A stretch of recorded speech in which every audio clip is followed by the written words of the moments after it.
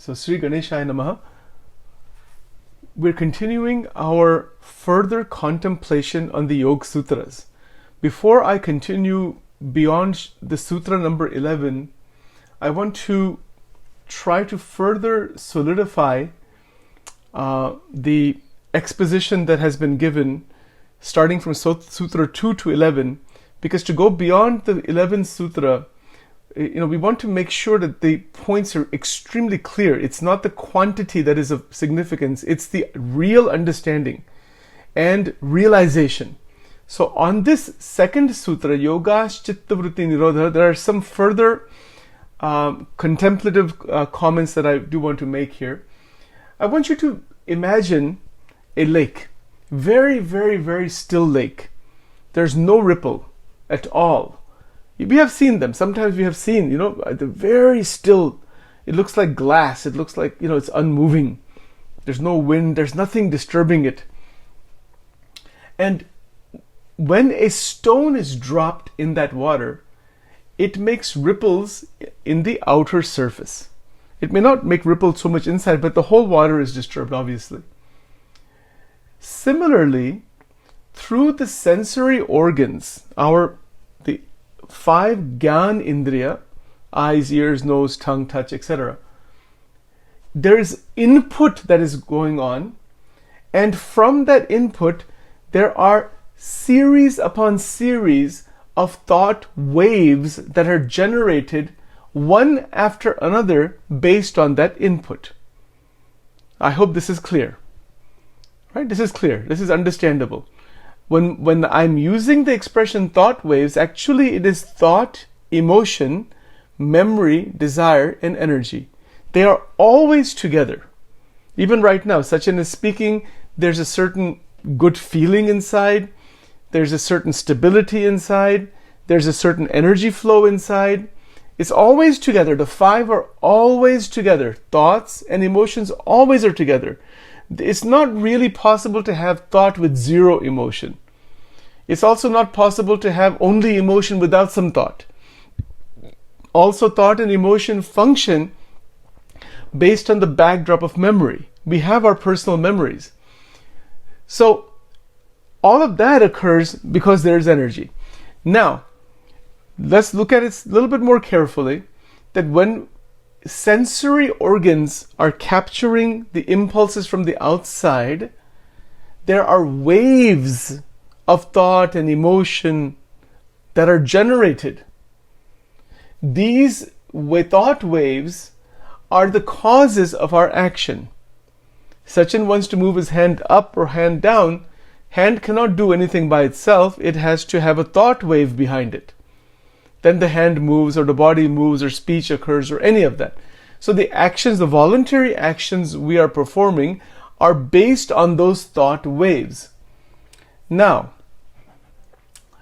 based on the pattern of the thought waves, reactions come. So those thought waves also have certain pattern. So take, for example, if I consider my parents of the body, immediate family, as soon as I think of them, even if they're not physically with me, if I just think of my mother or father, so many thought waves are generated right away from our memories. If they're actually in front of me, then there is an interaction and thought waves are being generated. And then those thought waves then create the reactions within. So the sum total of reactions are responsible for creating one's destiny. What we consider to be destiny, जो हम हिंदी में कहते हैं हमारा जो भाग्य है, तो वो किसके आधारे होता है? And what is the basis? How does it come? It comes on this basis, on the conglomeration of thoughts and emotions, the thought waves, feeling waves, the internal reality. That is what creates our life. And it is those same thought waves within the realm of Maya, Sattva Gun, Rajogun, Tamogun. These same thought waves keep one immersed within the ocean of samsara, जिसको हम भवसागर कहते हैं. Bhavasagar is what? There's the sagar, the regular oceans that we see. Or Bhava Sagar is the ocean of the sansara. The sansara itself is the ocean. Now what's happening in this ocean, that it is called sansara because the cycle of birth and death is occurring within that sansara. जिसको हम जन्म मरण का चक्कर कहते हैं. That is what it is called. Janma mrityu or janam maran ka cycle. Ki cycle. It's a chakkar. It's a sansara chakra. Now to get out of that chakra, in the human body, this is possible. Human body jab milta hai, in the human body, every moment we have, every hour, every day we have, that is present so that we can perform action in such a way so that we can escape from the prison of the sansara. Now I use the word prison carefully because it is a massive bondage of the three gunas. Sattva gun, Rajo gun, Tamo gun, or Rajas gun, Tamas gun, like that. These three gunas of Maya are the massive bondages. And that is where this entire process from Swargalok to Mrityulok to Patal-lok, it is going on. Now, those who want to come out of this, they are called mumukshus. Mumukshu means one who is seeking liberation. Liberation from what? Liberation from the cycle of birth and death. All of the great acharyas have taught that there is the cycle of birth and death through their realization. Then they have also taught that there is a way to stop the cycle of birth and death, to come out of it, and that is moksha. But the cause of the cycle, cause of staying within the cycle of birth and death are these these waves of thoughts and emotions. Those waves are the gunas. Sattva gun, Rajo gun, Tamo gun. For example, if I'm driving down with my car into a very high-class neighborhood like we have in Delaware, Greenville, it's supposed to be like minimum cost of a house there is like $1 million. You know, you cannot find anything under $1 million over there, something like that. And that's the lowest, that's the starting point only. And those are the houses on the near the road. They go inside, it's 5 million, 10 million. If I'm going in that direction, and I'm thinking, wow, you know, this is awesome. I ever thought this is so awesome. What a house, what is this, what a mansion, what? It's just a vaibhav ki jo mahima. You know, that when we start seeing the enjoyment, the pleasure, these are all thought waves. It's a Rajoguni thought wave, to a large extent. It's about Aishwarya, about power, about certain physical, material possession. Now take another example. Someone who has taken a drug like heroin, they take the needle and shoot inside the arm. It puts one in a tamogun state. No activity, just dull. No rajogun also. Not to do anything. It is a stone-like consciousness is called tamogun. And they want to shut everything down, shut everything out. That is tamogun. What we are doing right now, ये जो सत्संग का जो कार्य है, सत्संग के जो मनन चिंतन है, bhajan, bhakti, sadhana, is within the realm of sattva gun. So that is also within the realm of Maya, as interestingly as it may seem. People may not think that, well, you know, going to satsang and going to temples and doing sadhana, how can that be Maya? It is actually. It is a sattvic Maya. But that Maya is necessary because we have to start somewhere. So the progression is, if someone is tamsic, they need to become rajsic. If someone is rajsic, they can become sattvic. Vivekananda Swami taught this also. Very interesting. It's a long exposition. We won't go into that now. And then those who are sattvic, in the sattva gun,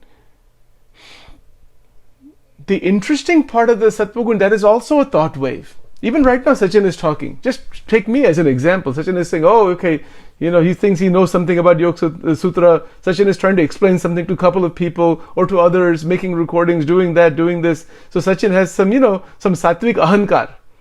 इसके पीछे का कुछ अहंकार आ सकता है कि मैं कुछ जानता हूँ. I know something others don't know. Me and you, this idea.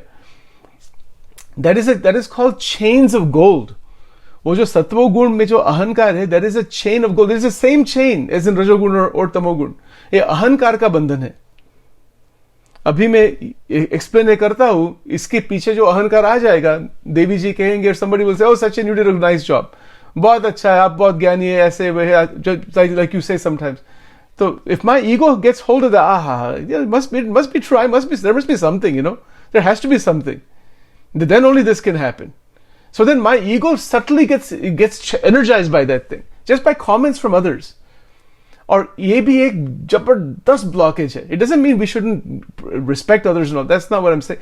But इस अहंकार की जो प्रवृत्ति है इतनी सूक्ष्म है that all it requires is one person to say, you're a nice guy, you're a nice fellow, you're doing something good. Oh, now, okay, even we may act very humble. नहीं, सब भगवान की कृपा है. सब acting होता है, पर internally क्या acting होता है, कुछ अलग बात है. That's the game. माया का बहुत game होता है सब कुछ. It's a really very interesting thing, So, this is the beauty of learning these Yoga Sutras for all of us as we're doing this together. See the ripples inside. और ये जो अहम भाव है, that is what is identifying with that sattvic ripple, rajasic ripple. And the realization, no, this is not me. ये मैं नहीं हूं, I need to find out who I am, और भगवान क्या है. So that is this whole point, yogas chittavritti nirodha, that this ego-driven process, whether it is sattvic, rajasic, tamasic, even it might be shuddha sattva gun, the highest level of sattva gun, उसमें भी कुछ differentiation होता है, that there's still the me that is there. जो निर्गुण स्थिति है, गुणातीत जिसको कहते हैं, गुणातीत means beyond the three gunas. This गुणातीत स्थिति, गुणातीत stage is liberation, is living liberation, जीवन मुक्ति. वो ही मुक्ति है. And that is possible through the body. That's why we have the body. Why do we have the three gunas? Somebody might ask this question, why even this mind is there? So we can realize, and there are many answers. One beautiful answer, the mind exists so that is the way Maya has expressed itself. So we can either play with the objects of Maya and be within that realm, or we can also pray to God to take us out of the realm of Maya. There's only one of two directions. We can either stay within the three gunas, lifetime after lifetime after lifetime, and the other direction is to go beyond the three gunas to the grace of the great sages and Paramatma. भगवान और भगवान के जो संत है और जो आचार्य हो गए, जो बड़े बड़े स्थिति में जो संत है, उनके आशीर्वाद से, उनकी कृपा से, or by connecting with their state, that opening happens beyond the three gunas. उसमें कोई अहंकार नहीं है. It's not describable also. इसका कोई वर्णन भी नहीं कर सकता. इतनी बड़ी बात है. But to get to that stage, there's something to be done on our part. And that is to consciously, deliberately, carefully, respectfully be aware of the three gunas, how they function, what they are all about, and then the energy within them, apply that energy in one of the yogas or multiple yogas so that the mental activity, those waves, become very purified and still. Now, it doesn't mean that the mind is just dead. No. It means that the mind is actually quite awakened with the waves of adhyatmic jnana, bhakti. So I'll give you an example, what I'm talking about, just make it more clear. Everybody has heard of Narad Ji, Narad Muni, right? Narad Muni is an interesting character. He's considered to be incarnation of Vishnu also. But he's a devotee, he's a bhakta, constantly absorbed in Bhagwan Narayan. So, Narad Ji, when he is in samadhi, there are states that are described, he's just one with Bhagwan Narayan. But when he comes out of samadhi, he's in the world doing different activity. He is active, the divinity is active, the mind is active, so much is active, but that activity is non-binding, it is 100% devotional, and it is, जिसको हम कहते हैं कल्याणकारी क्रिया, कि वो जो संत की जो क्रिया करते हैं वो जीव के कल्याण के लिए करते हैं, उनका स्वार्थ नहीं होता है उसमें. There's no ego current at all, like in Narad ji और नारद, सनकादिक ऋषि, वो जो सब ओरिजिनल जो संत हो गए, in the today also there's no, not even for a fraction of a second is there an ego driven activity, not at all. In the Swaminarayan tradition, there was in the time of Sajanand Swami Maharaj, there was a saint called Muktanand Swami. मैं आपको एक प्रसंग बताता हूँ on this point. So at that time, that sampradaya was growing a lot, and Muktanand Swami was an elderly saint. He was 30 years older than Swami Sajanand. And what had happened, obviously there are some people who criticize and some other things are like that there. So some babas, they used to call them, some other sadhus came. They were angry actually, and for whatever reason. But when they came to see Muktanand Swami, just by seeing him, all their anger and everything disappeared, and they just touched his feet. इसको अध्यात्म कहते हैं. It is not about how much somebody has memorized. Those are all good things. बहुत अच्छा है. Even Vivekananda Swami has written so much, spoken so much. Who hasn't? Everybody likes to speak. There are more gurus now than there are disciples actually. That's the interesting part. Guru इतने बढ़ गए कि शिष्य कम हो गए. That's what it is. But the fact of the matter is that when there is no ego space, there is the overflowing of grace, sadhuta, karuna, compassion. और ऐसे जो संत होते हैं, they are moving in the world only for one reason, to please God. And to please God how? By giving their fragrance to the sansar. They don't want anything from the sansar. The difficulty with the people within the sansar, they are trying to find permanent joy with something that is impermanent and a prison. A prison में जो माया का जो jail है, इसमें अखंड आनंद की प्राप्ति कैसे हो सकती है? How it is possible? किसी को मालूम ही नहीं कि ये कितना बड़ा जेल है. इसीलिए जो Durga Devi, this is a side connection, interesting. Durga Devi का मीनिंग क्या है कि दुर्गा दुर्ग means it's a prison actually, it's a fort. और उसका इंचार्ज कौन है? That is Shri Durga Devi. Who is in charge of the material world? Durga. इसीलिए दुर्गा की जो उपासना है, श्री दुर्गा देवी की जो उपासना है, भक्ति है, that frees you from the problems of the material world and opens the door into the higher world. That's why we do the Siddha Kunjika and Navaran Mantra. Why we're doing all this? Because we're living in the material. We don't want the problems of this material world. So we want to be protected from that. She is in charge. Everything is under her control in the material world. And when we worship the Durga Devi, what is our intention? If we say we want liberation from the sansar, fine. Somebody will say, I want to become wealthy in the sansar, fine. I want to become Gyani in the sansar, I want to become a big businessman, I want to do this. Anything you want. The Durga Devi it is under her purview. If you want mukti, okay, she holds the key, you can go beyond. If you want to stay here, okay, no problem, you can stay here. ऐसी अद्भुत बात है.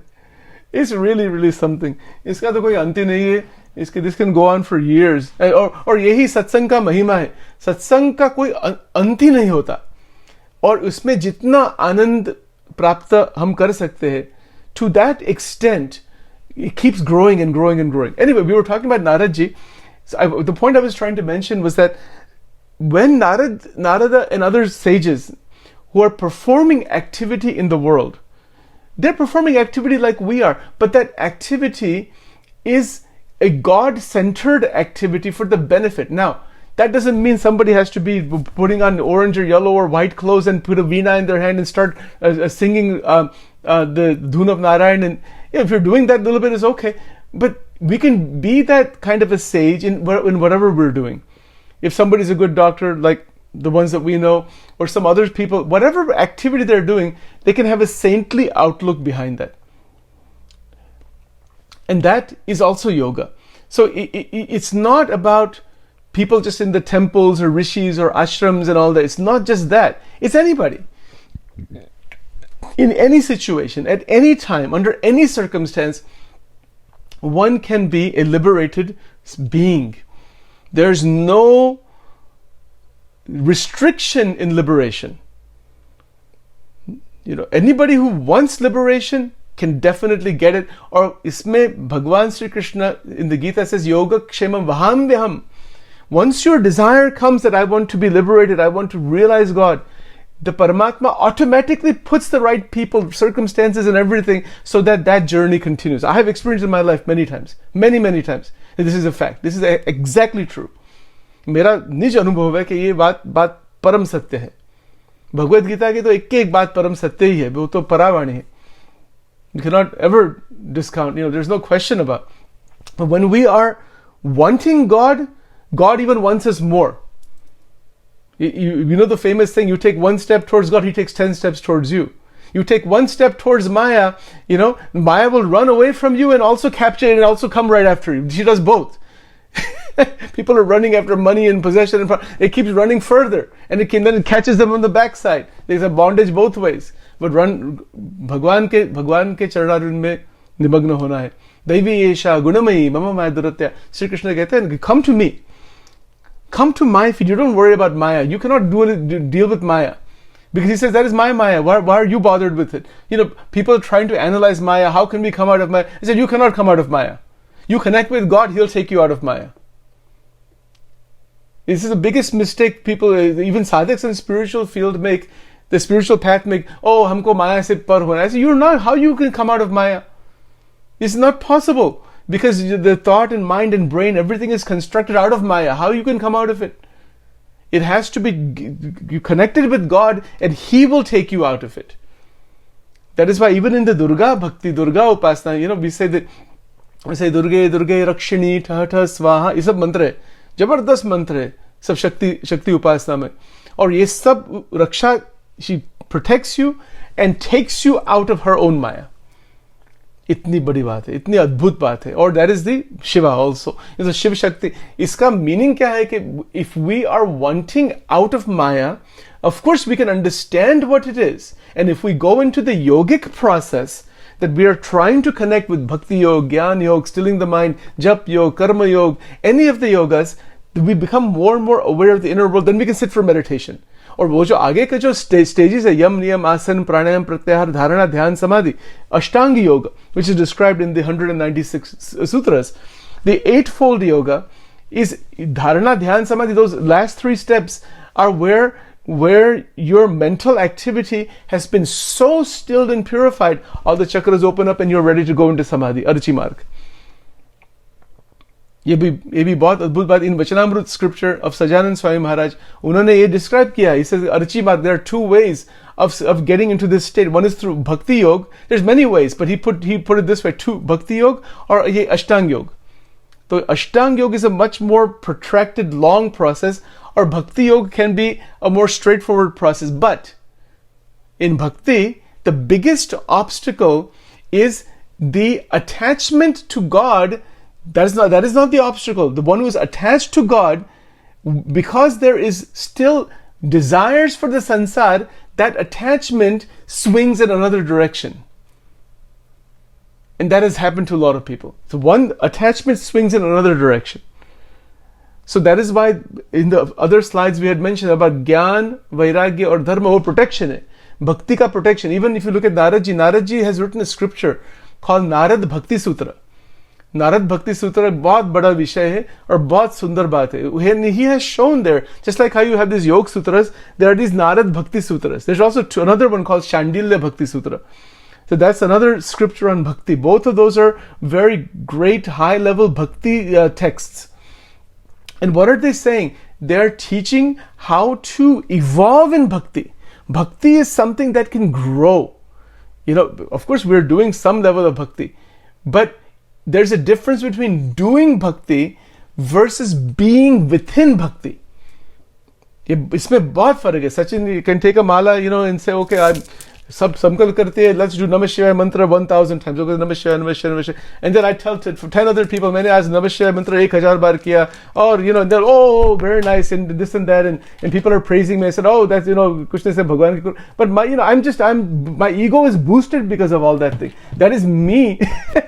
That is me doing bhakti, as opposed to being within bhakti. That's a different matter. वो बहुत अलग बात है. सो ये जो नारद भक्ति सूत्र है, ये जो शांडिल्य भक्ति सूत्र है, भक्ति रसामृत सिंधु, आज सब महान महान शास्त्र, and of course the great bhakti acharyas, right from Chaitanya Mahaprabhu all the way down to the current era, all the people that have emphasized bhakti, they have emphasized the movement into the 10th devotion, prem lakshana bhakti, that there is, wherever you go, you are surrounded by bhakti, you are inside bhakti. It's not that you're doing bhakti. Then bhakti is done, not that I am doing bhakti. Me doing bhakti is sadhana. Bhakti that is being done is siddha bhakti. इसको हम प्रेम लक्षणा भक्ति कहते हैं, the 10th bhakti. And that is this yoga chitta vritti nirodha, that is a state of devotion also. So in that higher devotion, everywhere the devotional fragrance is existing at all times, while we're awake, at night time. Can you imagine what that would be like? At night time, our mind is still connected with the Paramatma. How beautiful that would be. As opposed to the nonsense and chaos that is going on inside the mental world, all that is substituted by the devotional states at night time. ऐसी बात है, इसमें बहुत रहस्य है, और ये सब possible भी है. But again, it is not a one-day thing. But it is an evolution. Daily keeps, and then it grows. And then what is the experience? What is the fruit of all? What is the experience? Experience हमारे जीवन में बहुत स्थिरता आती है, शांति आती है, ज्ञान आता है, clarity आती है, किसी के साथ राग द्वेष नहीं रहता. All these beautiful things come about. And in doing so, we begin to realize our own beauty. Oh, that beauty that I'm looking for is actually opening from within me. That's why Adi Shankaracharya ji, he has written a very beautiful scripture called Saundarya Lahari. You may have heard, Saundarya Lahari ek bahut adbhut granth hai. In the future we do all this. We need multiple lifetimes. You can have 1,000 lifetimes and all these things, still not be enough. It is so beautiful. But in short, we can say, Saundarya kya hai? कि ये जो भक्ति तत्व जो है, उसमें ही सौंदर्य है. भक्ति में प्रेम है. भक्ति इज प्रेम, लव. और लव में जो सुंदरता है, ऐसी सुंदरता किसी की कोई बात में नहीं है. Not even in ज्ञान or not even in vairagya or other things. That is because it's a different thing. I may know about it. I may have a great understanding of a rose flower, but I may have an understanding of it, and I can imagine it and think about it and all that. But if I'm holding it and smelling it, that is bhakti. Just my understanding of it, that may be some information, ज्ञान. मुझको ज्ञान है कि मैं ब्रह्म हूँ. That's okay. So what? But if I don't have any bhakti, it's like having a beautiful food made, different vegetarian dishes made without any salt. Salty नहीं है उसमें, तो what flavor are you going to get from that? तो वो सब शुष्क हो जाता है. इसीलिए ज्ञान वैराग्य का महिमा है, to the extent that it protects bhakti. And if bhakti is not there, it's a problem. Now, of course, the other thing is true too. People may have a lot of bhakti. I have seen many of them, but they're lacking in jnana and vairagya. Vairagya nahi hai, jnana nahi hai itna.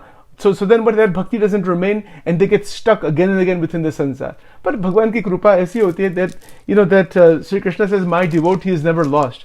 जो भगवान के भक्त बनते हैं, वो protection में ही रहते हैं, and God keeps guiding them, and ऐसी situation बनाते हैं वो, different situations come so that the yogic process can finish.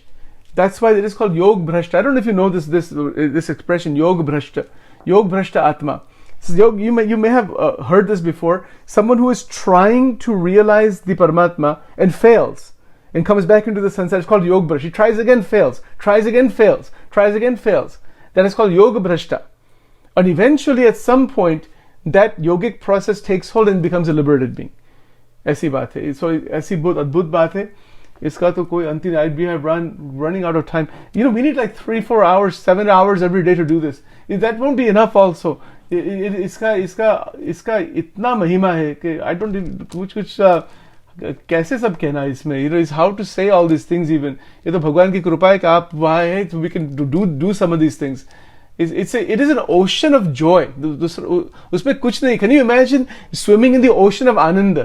You never be able to come out of it, actually. So here we go. Let's continue forward. These were all the sutras we have covered so far. We'll get back and then start the 11th one next time. All right, so here we go. Again, every day we're looking. This is an evolutionary truth. Vasudeva Kutumbakam. Every day, keep opening from within, because the mind is stuck within about 100 people. We want to keep opening further.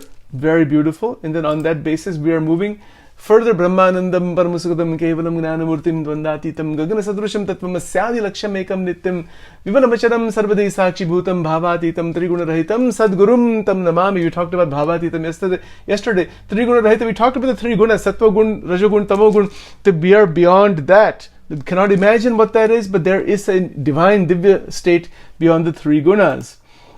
We talked about this already. Dharma, Jnana and Vairagya are protectors of bhakti, and that will take us all the way to the Sahasrar and beyond.